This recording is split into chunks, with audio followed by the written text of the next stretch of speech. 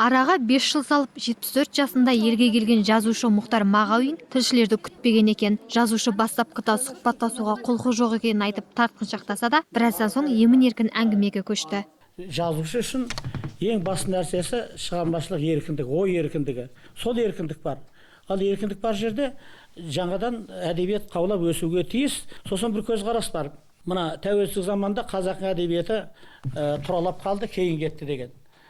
Әдебиеттің деңгейі кітаптың санымен есептелмейді. Қазақ әдебиетіне, тарихқа, қазіргі жазушыларға кеңінен тоқталған жазушы Шыңғысхан романының 3-ші томы жарыққа шыққанын, 4-ші томы 1,5-2 жылда дайын болатынын тілге тиек етті. Сондай-ақ әңгіме арасына саяси тақырыпты араластырмауды сұраған жазушы елден ешқандай қудалау болмағанын айтты. Жазушының ең басты насихаты, оны көркем шығармасы. Қазақта сөз бар, арқада қыз жайлы болса арқа рауып несі бар деген.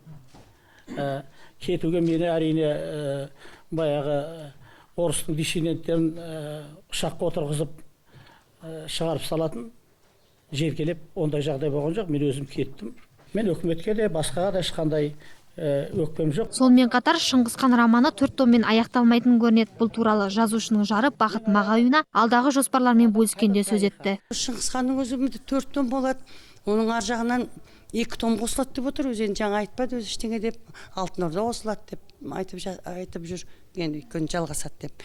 Жазатыным көп дейді ғой. 85 жасқа дейін жазатын нәрсем қолымда отыр дейді. Күтпеген жерден тілшілермен кездескен жазушы орталық музейге өзінің құнды заттарын тапсыру үшін келген екен. Атадан қалған жалғыз тұяқпын деген жазушы әкесі Мағауия қолданған қамшыларды да өткізді. Нағыз қазақ қамшы осылар екен. Ұшына патрон салып, сосын неден?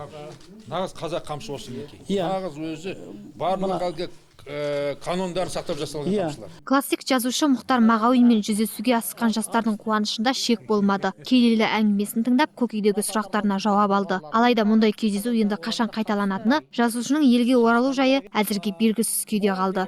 Ақбота Мұсабекқызы, Юрий Проводин, Қазақ Ньюс, Алматы. Ғаламат жазушы екен.